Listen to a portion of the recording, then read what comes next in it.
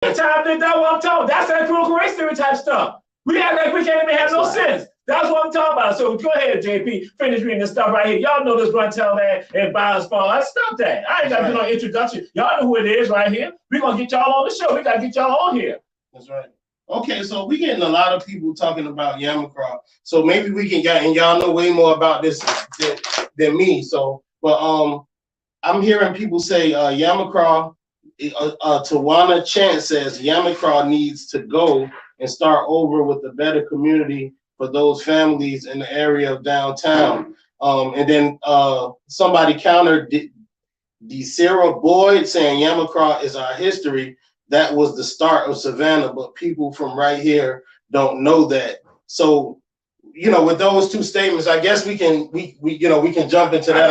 I can jump in, so I'm glad to go ahead and do this right now. Just like people about Yamacraw, let y'all know this. Even though it's going to probably come out, or if it don't come out, understand you got it on Biles Force. There were millions of dollars given to an entity right here in the city of Savannah to deal with regards to renovation, refurbishing Yamacraw. That there are millions of dollars out there right now for that to be done for public housing. But guess what happened, people? Your people who look just like you did nothing for that. You know why they do that? They did that because they want to get rid of Yamacraw as you all know it right now, and they're going to have some affordable housing, upscale housing over there right now. That's what the deal is. So now, because some things I can't go and put out there, but right now, what should happen and what some of y'all concerned about Yamacraw, what you should be understanding right now, some people are going to be called out about this, and you all should not be sitting in the corner telling me, oh, I feel sorry for her. No, it's not. They got millions of dollars to do something, not just for Yamacraw, but for other places also where we got our people living in. From Stillwell Towers on to Caton Homes and Fraser Homes that nobody did anything about it. But guess what? Because that's your auntie, that's your grandmama, that's your sister, that's your church member, that's your neighbor, that's your classmate. You don't say nothing about it. And guess what? Now they're about to come off their behinds right now. So I'm waiting to see what some of y'all going to do. Are y'all going to stand up? Because people have been saying this for a long time. Oh, y'all had know at one time that the hoteliers around here wanted to put a wall around Yamacraw?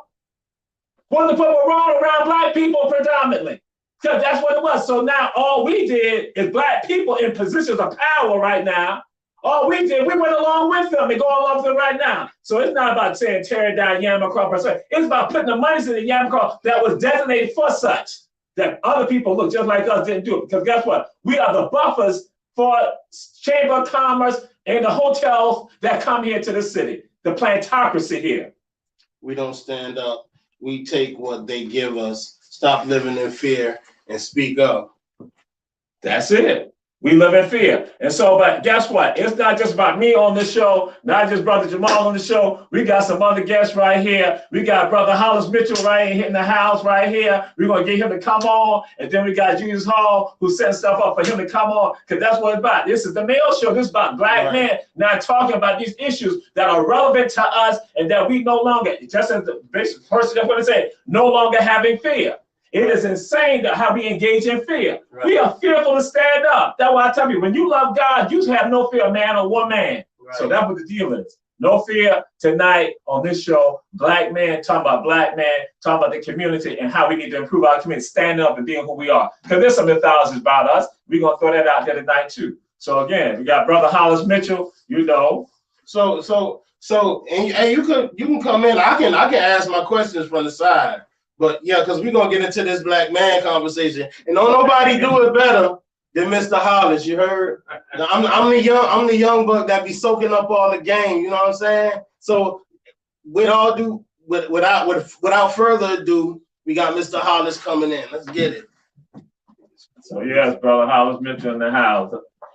Yes. So, but again, hey, I'm a little off too. You know. We usually have Maestro on the ones and twos with the music. So I'm not, I ain't had no transition music this time, but hey, we doing our best. But hey, Mr. Hollis, what else? Yes. Okay, so before we jump into it, the question that we begin with is, what can we do as black men to improve our communities? I know it's kind of a widespread question, but just kind of give me an idea as to what you think can be done in our communities by us specifically, Black men, to improve our community? Well, the first thing I think we can do is be almost like being in the army. You have to take block by block by block by block. So we as Black men, older Black men, must go back to our hood. All us Black men can come together and take our block back from these young cats. I'm talking about we can go, I'm just using, for example, a certain neighborhood. I've just called Tatumville. Right. You know, Tatumville had 3 or 4 shootings and within 5 days. That's ridiculous. And now we are scared of our own kids. You're talking about 14, 15, and 16-year-old kids. We are scared of our own kids. And like Bro Jamal said, if you got faith in God, you won't have no fear. Right. So therefore, I don't have no fear for nothing. I go to any neighborhood, anywhere, anyway. But I just need, if I can get me 10 to 15 Black men who's down with it, and go back to the community, we get together, and all let's go to one particular neighborhood and ride that neighborhood for at least a week. Up and down that neighborhood for a week, nonstop. And then we go to another neighborhood and another neighborhood. But we gotta get our neighborhood back, because if it ain't, man, we'd be like a dinosaur extinct. Right. You know. So what I was thinking, right, and I talked about this last week on the show with Miss Alicia, and what I was saying was that the young cats out there, you know, I don't really blame them because they don't know no better. And what you saying is right, you know what I mean? But what I think we need to do is go or be in the hoods with love, you know what I'm saying? Because when I slide through on the young cats, I slide with love. And they really, like, them kids ain't got nobody out there telling them, you know, they love them, they proud of them. I want to see you do better. I want to help you get out the situation that you in. It ain't enough of us out there doing that for them kids, and that's all they need, in my opinion. You know what I'm saying? Like, cause when I do like, you know, I'm a music guy, so I do sessions with young cats every day, and you'd be surprised at the amount of young cats that's starving and thirsty for leadership. You know what I'm saying? I got kids that tell me I saved their life because of what I do with the music with them. You know what I'm saying? When I go to the hood and I see a cat wilding, I pull him, hey, you know, come with me. We're gonna go to the studio, we're gonna make some music. Whatever he put out, he may put out some violent stuff, he may put out stuff that you don't want to hear, but I'd rather him focus that energy into what I do versus being in the street and actually putting it to work. You know what I'm saying? So I think that a lot of times that we go at the kids angry instead of with love. We go at them like, you know, what you doing? You need to stop it. You out here tearing up our streets. Well, you know, and then the whole time they looking at you like, where you been? You know what I mean? Like the OG in the hood, 23. You know what I'm saying? Like where the OGs at in the hood? They don't know no better, and you can't get held accountable for what you don't know. But when we go through to the hoods and we teach them a better way, we show them a better way. We not only teach them discipline and understanding and, you know, wealth and Black wealth, and y'all can speak to it better than I can because I don't know all the big words and terminology. But when we get out there and we teach them that, you know what I'm saying, they'll and do it with love and show them that we love them and we appreciate them and we want to see them do better. I think that'll be a way to start in our community. What's your opinion? I'm just looking for Julius Hall to come and sit down here. This is the see, I'm gonna let y'all know. I'm just a simple country urban boy. Cause see, my stuff, like I say, I don't understand how people be functioning. I'm like, we just roll with it because that's the neighborhood I grew up in. That's the road I grew up on. So I'm like, so if you just come and get involved and stuff, you like, you don't be sweating that. So I know y'all all sophisticated. You know, I ain't sophisticated. So I don't even understand this type of stuff.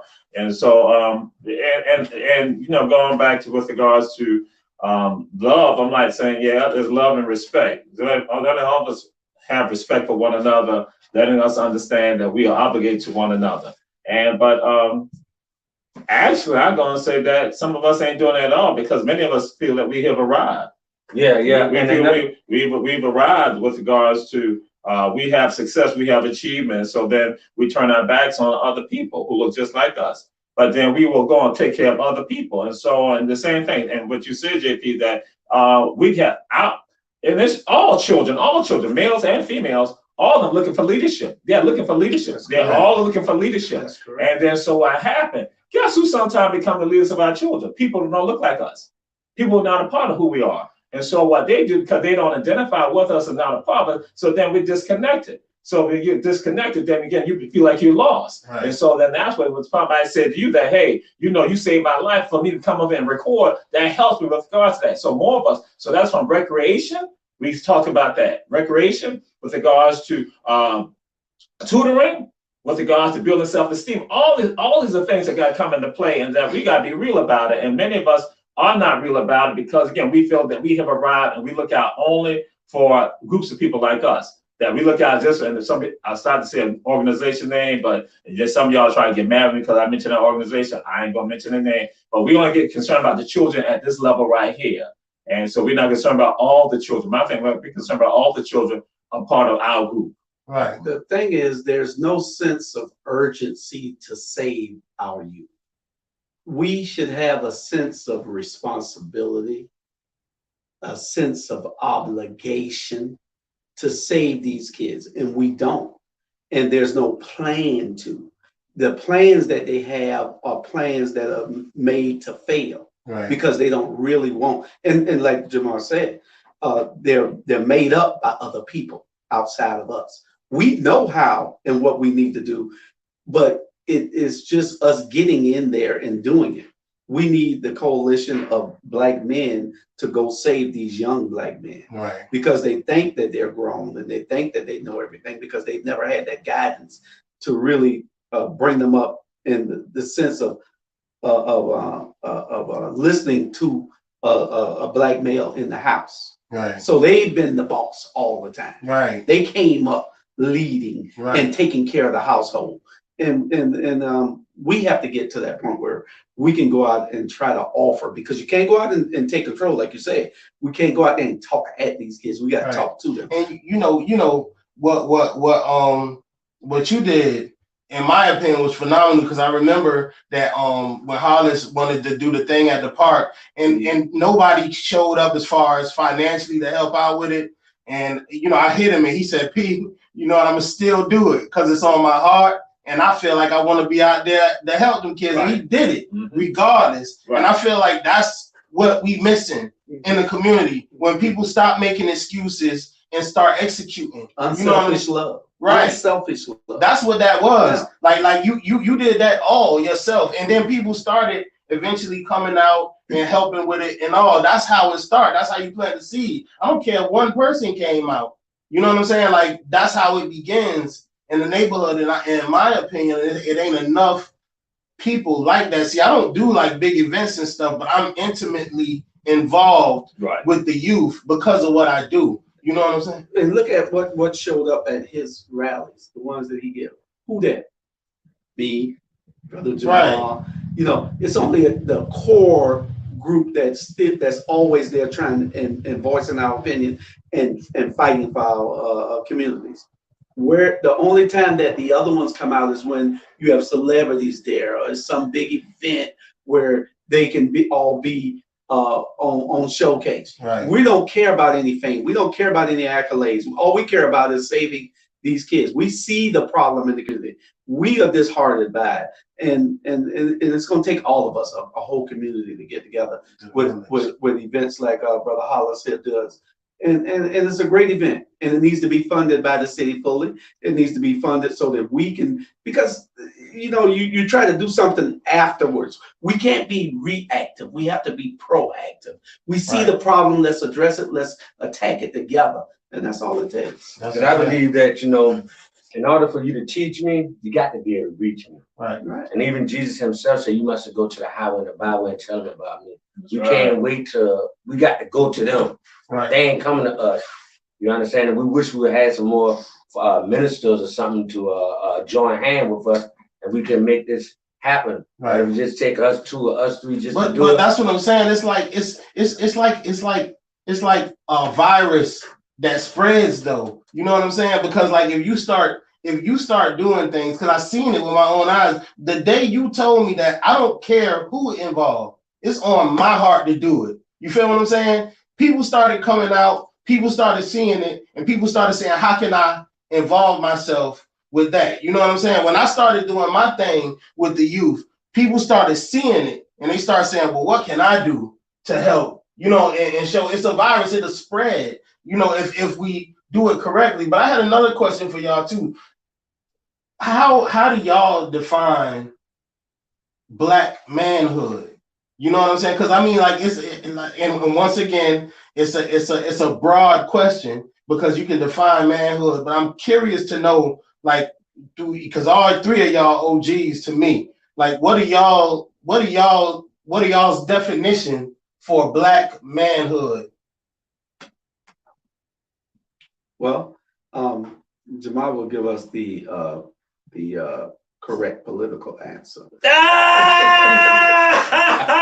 but you know, but just like what? Because everybody did. Everybody. This is not America After Dark. But I'm saying everybody's definition of manhood is gonna be different. Exactly. You know what I mean? I mean, he's gonna give you an academic. He's gonna he's gonna give you an academic one first, then he's gonna get real. I'm gonna give it to you, like, you know, in the middle, and Hollis gonna give it to you rough enough. So,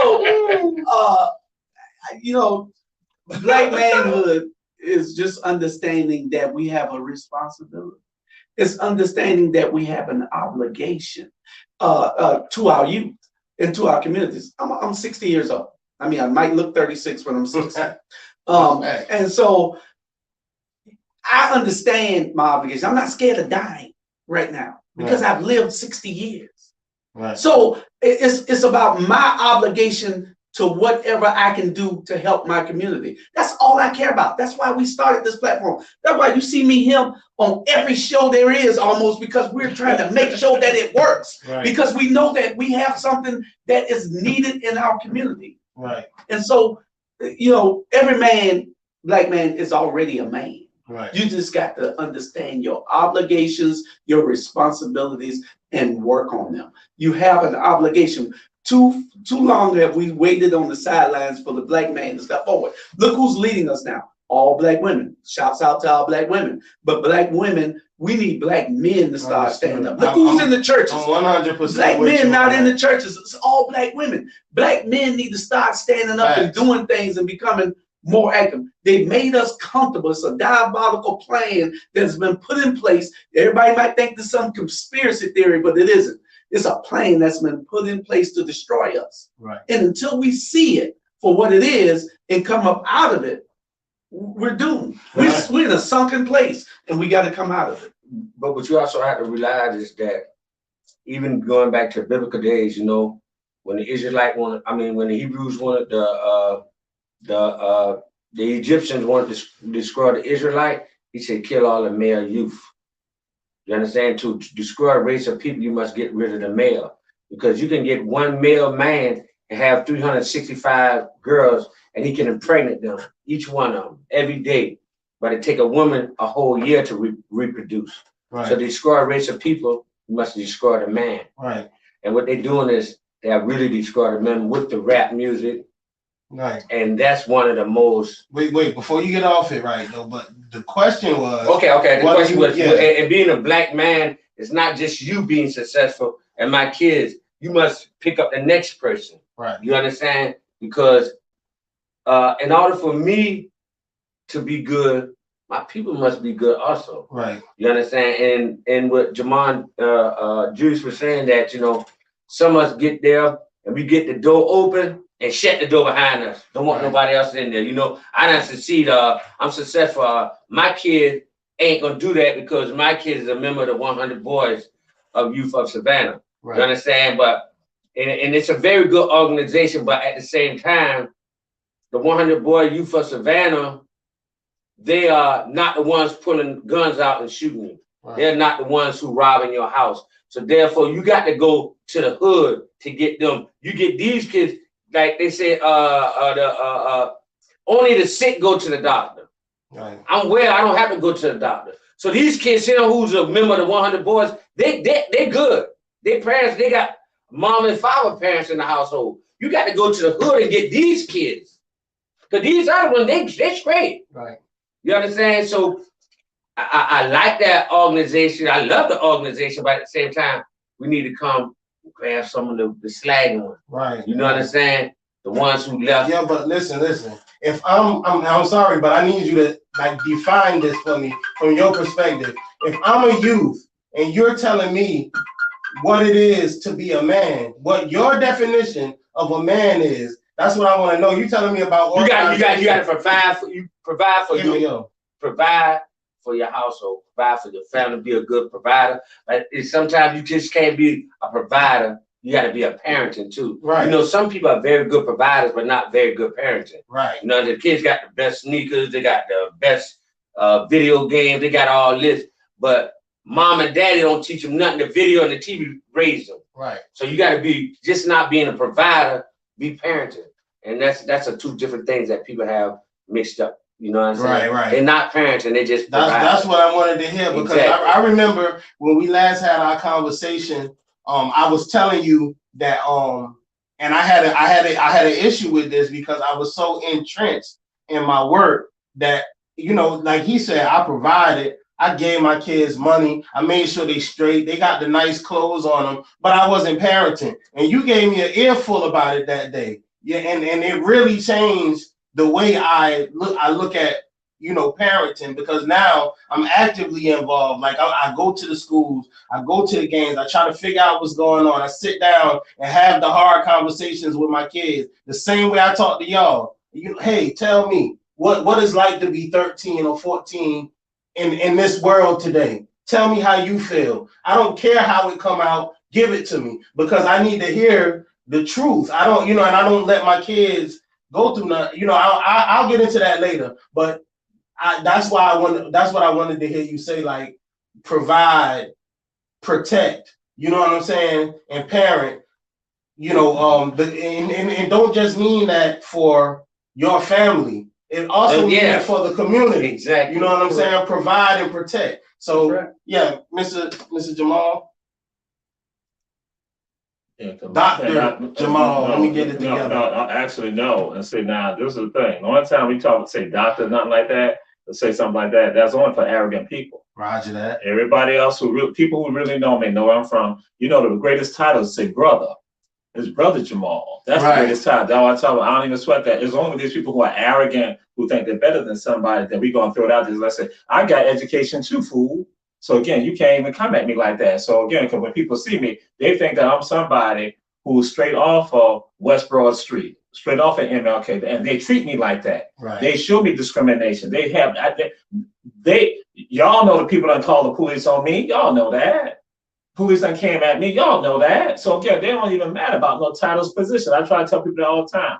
But then going back to what is a black man? What is being a man in general? Right. Being a black man is being secure in self, being secure, being independent, knowing that you got your head and you're able to see things. And that's how folks is, you know what agrees with your soul. You know what agrees. When I say agrees with your soul, you know what's right and what's wrong. I ain't getting into no stuff about, oh, we can like twist it up. No, I'm like, you know what's right, you know what's wrong. And so what happened for many of us, we ain't got the strength and we ain't got the heart to stand up for what we know is right.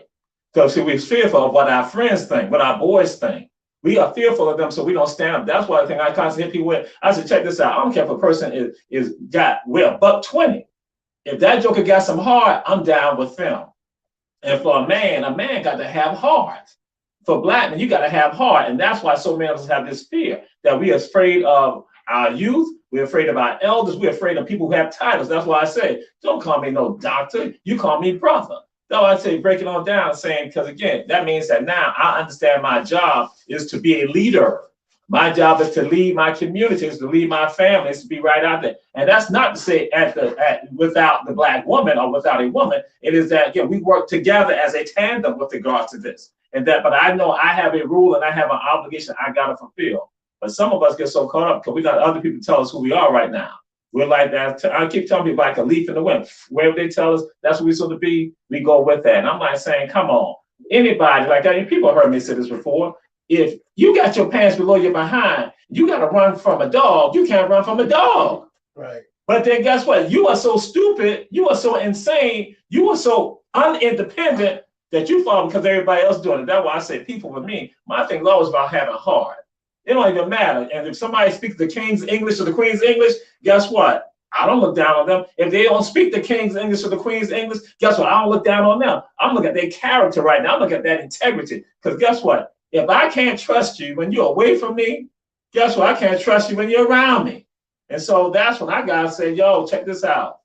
I need people around me who are gonna be out there in the fight, because guess what? It's about liberation.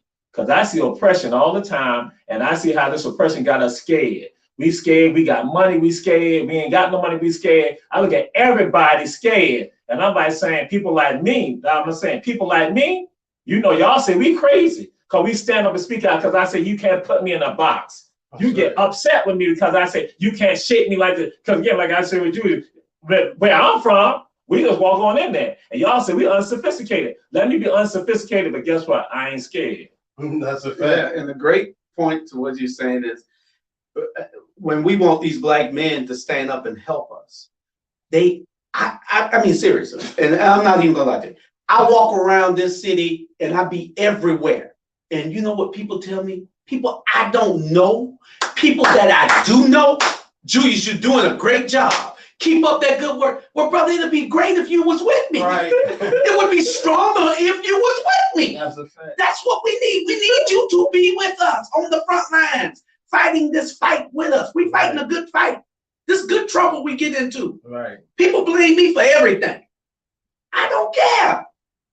I'm at that point in my life. Just blame me. Put it all on me. I don't care. But come fight with me. That's all. That's all I'm saying. So I mean, based on what I got from y'all, we want to lead, we want to provide, we want to protect, we want to parent our community. You know what I'm saying? In order for us to do it, we'll have to do it together, in tandem. But the same way it worked with the family, with you and your personal family, is the same way it should work on the streets. Exactly. We're not out here leading. We're not out here providing. We're not out here protecting.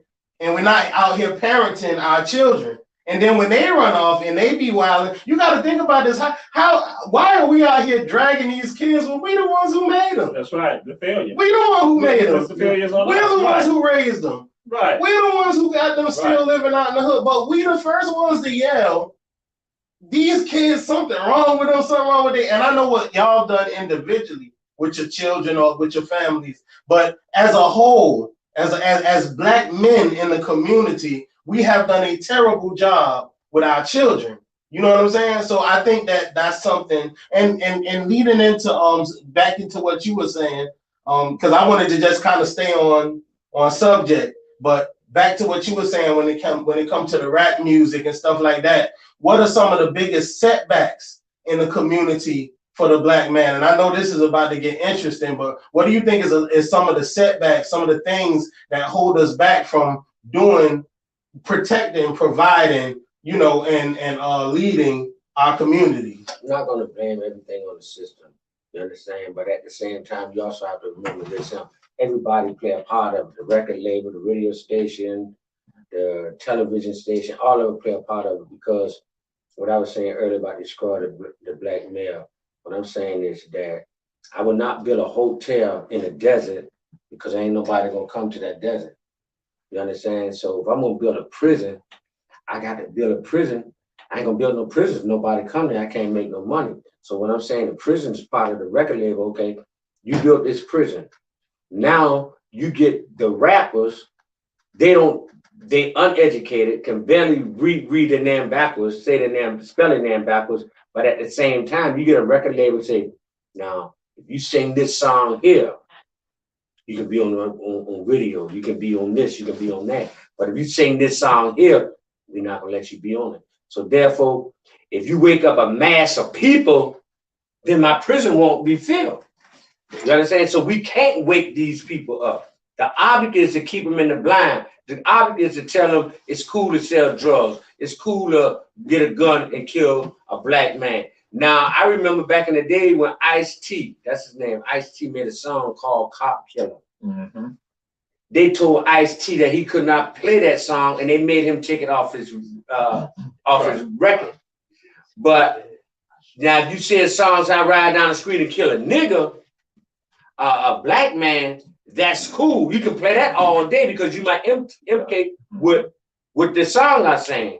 So therefore, that's what I'm saying about the record label, the television station, all that is in cahoots with the prison because we got to fill our prison. So therefore, they're gonna do what they hear. They don't know it ain't up entertainment. You understand? And the sad part about it is that it's just really sad that we don't have, you know, I go in the hood, I'm talking about I go in the hood. Some folks watching this probably see me in the hood. And with the gun bangers and whatever, all the ungodly things. And I be right there talking how I talk. I don't change my tone. Right, I don't change because you know what I'm saying? Because I ain't, like Julius said, I'm 61. I ain't scared now. I live a long life. I would like to live a long more, but that ain't important to me now. One thing of waking up my people. You know, if I can stop one brother from pulling that trigger, one sister from getting on that street selling her body, you know, my mission was accomplished. So everybody ain't gonna agree with you, Julius, or you, Brother Toure, myself. No, I don't want to get in there because they put their religious belief with that too. But a lot of them like to say this here. They're very religious, and a lot of them say they love, and they got Martin Luther King on their wall, but they're not a follower of Martin Luther King. You understand? They don't believe what he believed.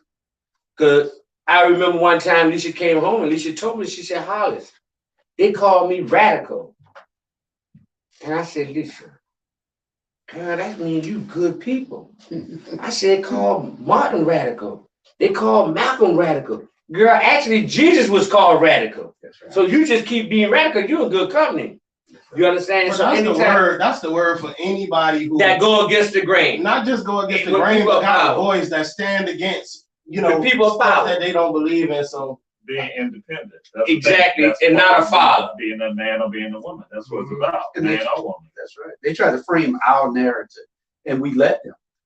You know, one thing that that happens is perception unchallenged becomes somebody's reality. Absolutely. And we got to address this.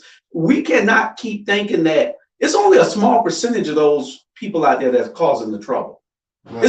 It's not all of us, right, exactly. But they look at all of us as we're causing the trouble. They look at us in a negative way because of what only a small segment of the population is doing. Right.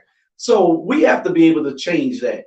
And it's going to take all of us because that small number of people that's wreaking havoc on our community is causing harm to us and our community. And you know something funny? I've been watching this show, and it's an old show. It's called The Wire. I don't know if y'all ever seen it. Seen The Wire. But The Wire in Baltimore, but you know, it pretty much talk about, you know, the city, the council, where the money come in, how the money go out, who it get allocated. And you know, the funny thing, the thing that blow my mind about it is how on point it is because of the conversations I hear Miss Alicia and you know all the other council women that come in here and you guys talk about. And when you look at like things that's going on in the neighborhoods and the kids and the funding and the money and where it goes versus where it should go, it's crazy. Because when I was watching The Wire and I was looking at the council, like the council people and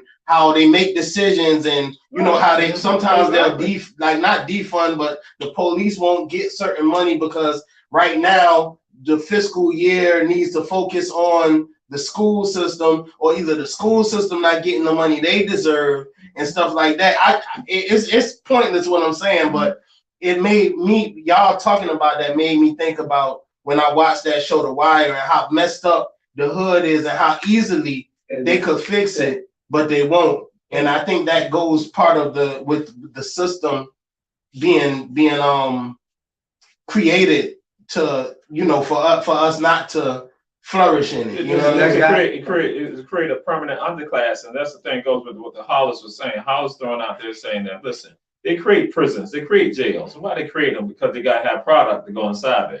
and the product of basic people of color. Who are the ones that predominantly that we know are the ones who disproportionately are in jail, African people, and in prison, African people. And so you create this permanent underclass, and so we get caught up into it. And that, and again, thing I throw out to people, and I shared this before, that who controls the Black community?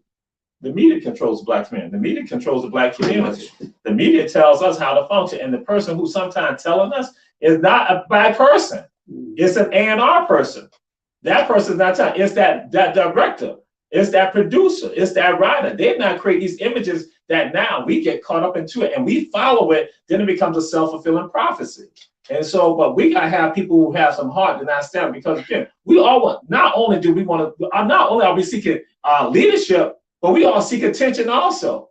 And if I can get some notoriety, that make me feel good. You know why that makes you feel good? Because your self-esteem is so battered that's like the drug for you now to feel real good about yourself, but then you still ain't got no integrity, you still ain't got no character, you're still damaged. So that's why you get $1 million and you still gonna do some horrendous things with that $1 million, even though you should be buying some property, other things like that. So I'm gonna throw it out there. Guess what? Y'all get married right now. Longshoremen can get 7 figures, get 6 figures, and should be doing something, but guess instead, they're gonna do some other stuff that's just absolutely dastardly, not benefiting the community, not being in the family. And so all of us just sit around and look, oh, the longshoreman. So that goes to show you get the money, you ain't got your character together, you ain't got your manhood together. Guess what? You still tainted, still messed up. And so now I gotta say this right here.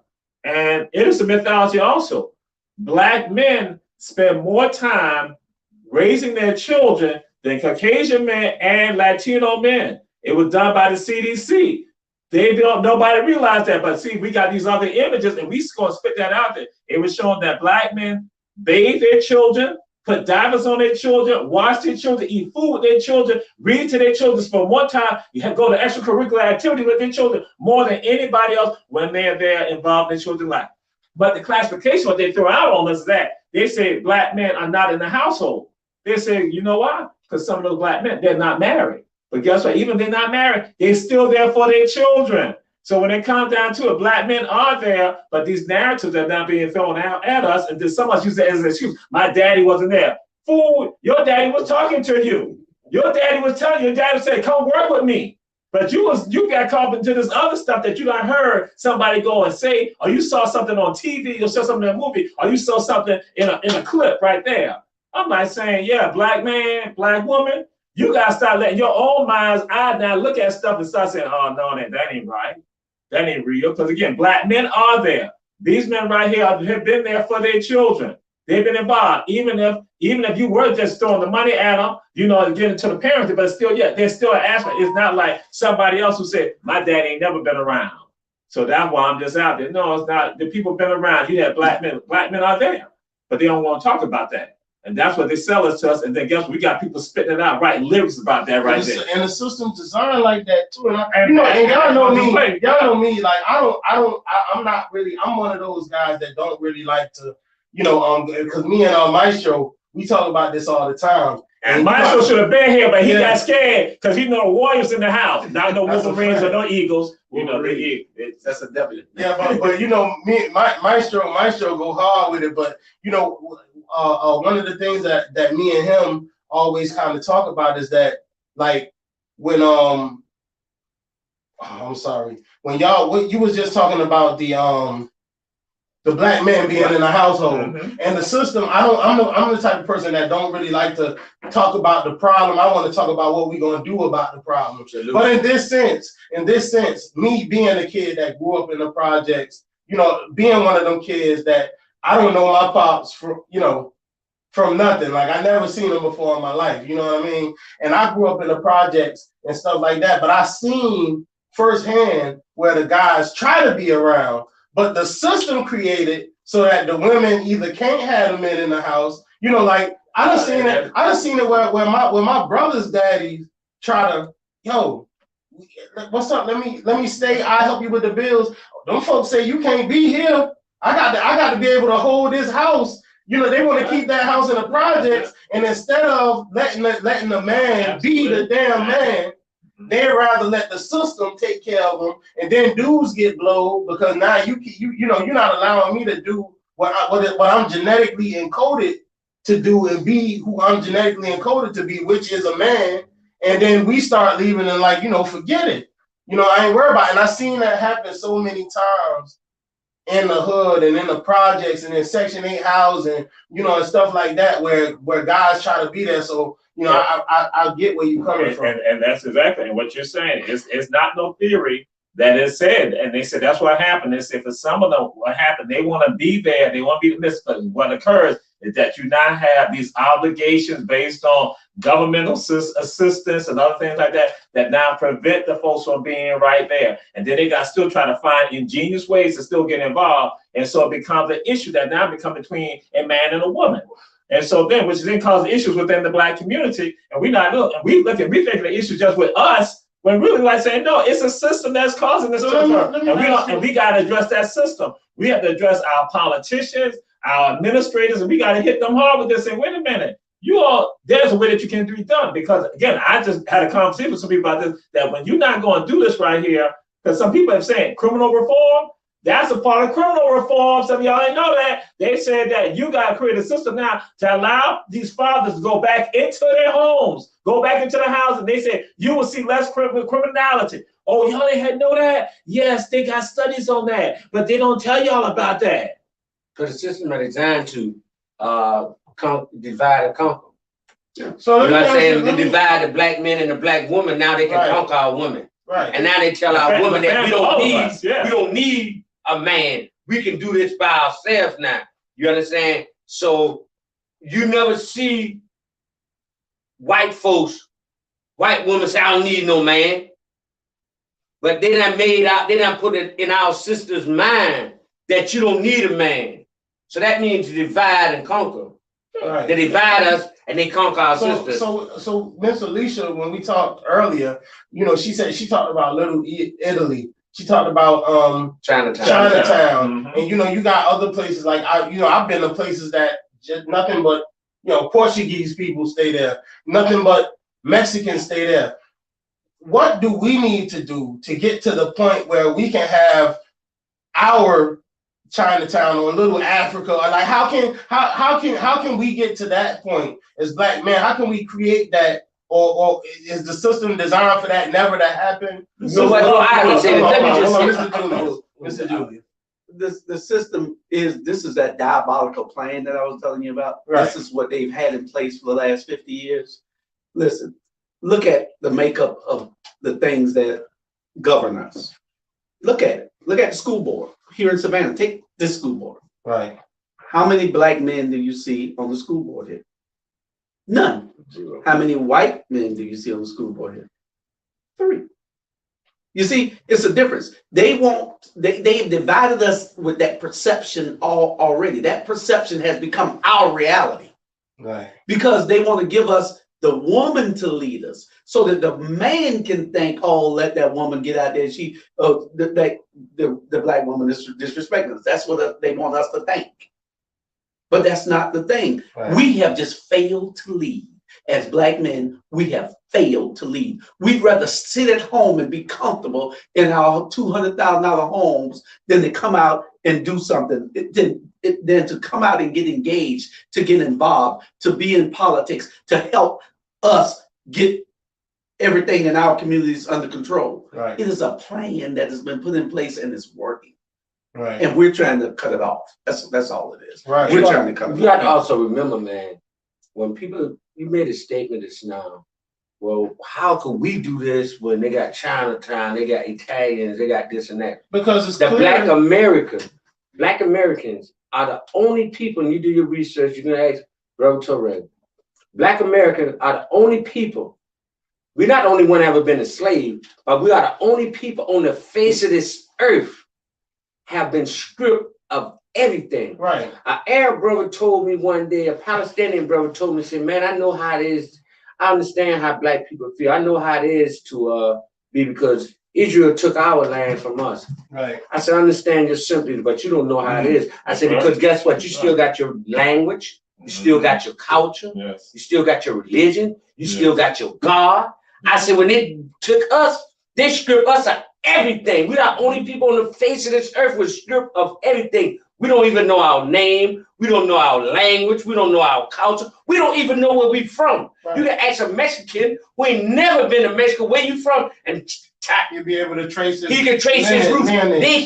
They took everything. They stripped us of everything. Right. And they gave us their name, their God, their religion, their culture. So if you and Julius, brother Jamal, talk any other way than how they told us to talk, man, Mr. Charlie gonna get mad at you. Why are you making this? Y'all don't think that even think it's possible. Oh, it is possible. I don't say it is possible, but we have to, again, the thing is go back to not having the fear. And what Hollis is saying, it is absolutely real, because again, what they did with us, that the rest of them, they have had some cultural unity. They have had that. They have some elements. With us, what they made sure that it is put in us to have a fear and a loathing of who we are, not to like who we are. So when somebody does go on a certain, well, I'll give you some examples. If somebody's name is Amir Jamal Toure, some of y'all like, what the hell? Why he got it? Or the name Shabazz Muhammad, what is that? Or somebody say, I practice Yoruba spirituality. Oh, you going to hell. Or somebody got a hairstyle that is basically that, coming from Africa. So, because some of y'all know for a fact, y'all did not like people when they had locks in their head. You despised it. Because again, you see that type of stuff, or you see somebody with some African attire on, and I said this at Georgia Southern. I said to folks, I said, listen, why when I walk across the campus and I got on some African attire and I'm walking past black people, they only look at me. They don't even make eye contact with me. But if I walk across the campus, I got a baseball cap on my head, turn backwards, they look at me, they like throw a hand up. But when I got the African attire on, I say, you know what that is? Because you don't like yourself. That's correct. And that's what it is. And we gotta first get to the point of loving it. When we love ourselves, guess what? We spend money with ourselves. We support one another when we begin to love ourselves. But when some of us wake up in the morning, and some of y'all heard me talk, you wake up in the morning, you don't like you don't feel you. So when I see you, I don't like you, JP. Right. And I'm more apt to do something to you because I don't like myself, so I don't like you. But guess what? If I wake up knowing I was in the mirror, I was like, "Woo, I love Jamal." Even if I ain't got no teeth in my mouth, right. I feel good about me. Shoot, when I see JP, I'm like, "What's up?" Right. I would throw it out there just about Sam Carter. I used to look at Sam Carter. Sam Carter, I didn't even know Sam Carter, but he always smiling. Hey, how you doing, I'm like, yo, you work at scared. Why look like that? But then when you know Sam Carter, Sam Carter loved himself, so he loved you too. The energy and infectious. Right. Julius Hall, he saw me down in the dumps. He picked me up. Get up. He changed my name. All that. Gave his name. He's Jamal Toure because of me. His name was called it. But right now, I saw him in the corner, crying and weeping in the corner. I said, "What's wrong, young man?" He said, "Nobody want to talk. The girls don't like me." I said, "Come on." No, I introduced him to the whole student body, and I introduced them. Behold, this is Jamal Toure. Oh Lord, that story right there. Yeah. It's been around for about 40 years. I just roll with it. But that's what again. But the same thing in Hollis. When Hollis saying, "Hey, we got to do this." We got to like ourselves, and we can love other people, and then we can spend money with us. Because again, that's a struggle. Because I'm gonna go to JP's studio. He black. I need to go up to Atlanta because these other people over here. I need to give them $5,000. Let me tell you what's funny, right? So I just recently went to Miami with my homeboys, and we just was going on a guys trip just to get away. No wives, nothing. We just us, the fellas. So when we get to Miami, I shop black and I'm serious about it. So when I went to Miami, I'm like, yo, where the black restaurants at? I'm not eating here. I want to go eat with the guy. This was the blowback I got from every time. Boy, we gotta go to the hood. Them black folks don't treat you right in the restaurant. These I love my homeboys, but this is what I was getting from them. And then I'm like, no, bro. And let me tell you something. The moment we went, because I stressed it for like 3 days, I found one little black spot around where we ate, and I ate there because I didn't want to eat nowhere else. I wanted to spend my money with us. You know what I'm saying? But when I found like this whole strip in Miami with nothing but black-owned restaurants, like Jamaican spots and stuff like that. And we had a ball. And one day, in that one little strip area, we bought our clothes. we was able to listen to good music, eat good food, learn different, you know, cultures as far as people who look like us, because they had the African spot, they had the Jamaican spot, you know, they had the soul food spot, you know, they had a hole in the wall, you know, like Mama Kitchen, you know what I'm saying? But it was funny that like the moment I mentioned, and it's funny because when I do that everywhere I go, man, why you going over there? Why you hitting the hood? Why you want to go spend your money with them? You know they service ain't good or blah blah blah. I don't care about none of that. We gotta get away from that. That's a fact. They're pricing us out of putting that type of environment in the city of Savannah. Yeah. So guess what? You gotta come in there. Come to Fort Whitworth. We'll make it happen out there in Fort Whitworth. Y'all ain't about to be no city no more. All they're talking about, they ain't about to be a town. It's gonna be two Fort Whitworth. Just bypass the downtown. Come on out there where we at. We unincorporated Chatham County now. Yeah, no, that'll never happen. That'll never happen. Y'all keep believing the hype and what the news say. That ain't gonna happen. But anyway, we have to develop and make those areas just like they have in Miami. Right. We have to be able to say, okay, we can coexist. We can exist among each other where we can have that clothing shop. We can have that restaurant. We can have that tire shop. We can have that lawyer's office. We can have that dentist's office. We can have that doctor's office. We can have everything that you need and it just put it there. But the thing is, we don't want to be around each other. What it is, we hate each other. That's right. Yeah. You know what I'm saying? But we can get there. Right. I'm gonna throw something out there. I know our councilwoman Alicia Miller-Blakely talked about. She talked Chinatown, Little Italy. I'm gonna throw it out there now. People in DC, y'all know what time it is. Y'all know Adams Morgan ain't black no more. Y'all know that. Y'all know Georgetown ain't black no more. Y'all know that. So again, these were areas that we were right there. But same thing is happening. It hit the black folks all of it. It's not just Savannah. It's all of us. And so, but you see these other spots popping up. And so we got to seize the moment. We got to seize the moment. And we got to make concerted efforts. It's not just about saying keep the dollars in the black community. This is how other communities are also able to prosper a bit. And we got to do the same thing with us. We got to make a concerted effort to support our programs, support our businesses, support our venues, support whatever we got going. You guys, because everybody else does it, and you support them too. How many of y'all gonna be supporting St. Patrick's Day? Y'all know y'all gonna be doing it. Y'all the number of black folks I even saw this weekend with green stuff on. Yeah. I might not, but guess what?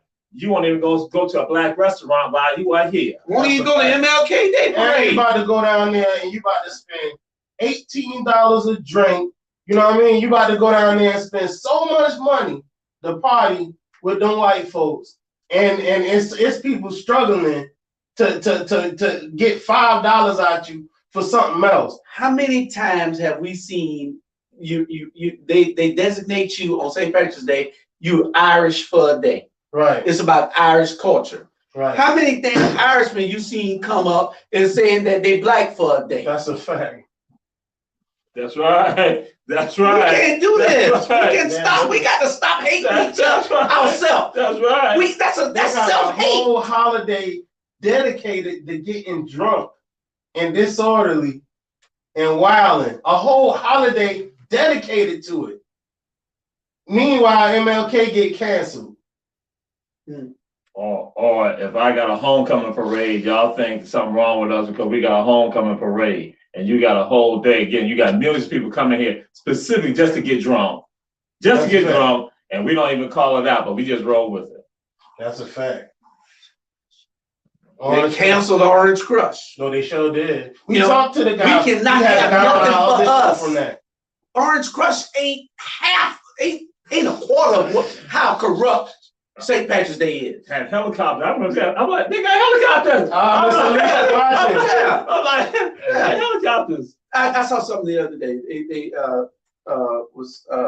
This guy was on TikTok and he was talking about how they're not calling the Russia invading the Ukraine white on white crime. But if that was Africans, they'd be saying it's black on black crime. Why you don't talk about this? You know, we're the we're victimized and we're put out as being this these animalistic type people. That's right. And nobody says anything about it, not even our leaders. Right. Our leaders don't say anything about it, and we don't get the respect that we deserve because we don't respect ourselves. Well, I'll just throw this out there. And so I got to throw this out here and say, why is it that when you have Black women in positions of power and leadership, that Black men don't want to support them and Black women don't want to support them? So I'm just throwing it out there. Why do, when Black women in positions of power and leadership, that Black men don't want to support them and Black women? Because it's two separate things. I'm just saying. I just want some thought. We got Alicia on the phone. How you doing? I just asked a question. You can't be interfering by question. Alicia. My question is, why is that when Black women are in positions of power, that Black men and Black women don't want to support them? No, call. Hey, Miss Alicia, call me because my phone louder. Okay. Call that number I called you from earlier. I'm about to call you. You just right.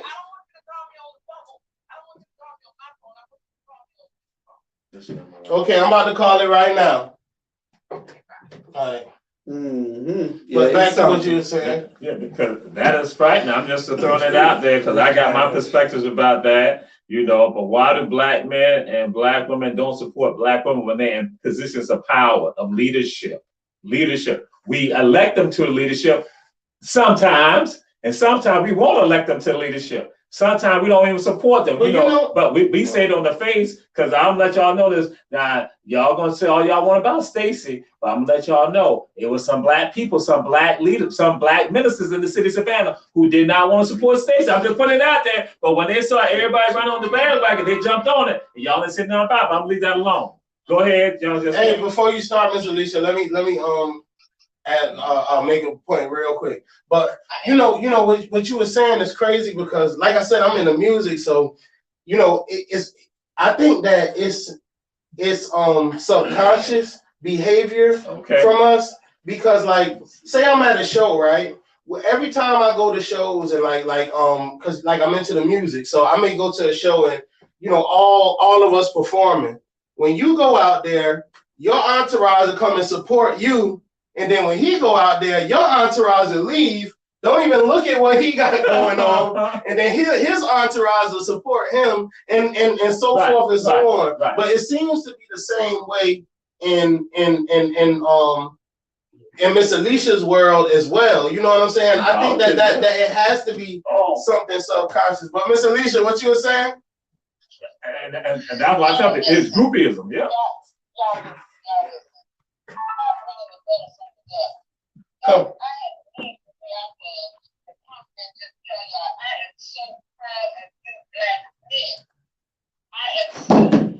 Hey, do you have me on speaker?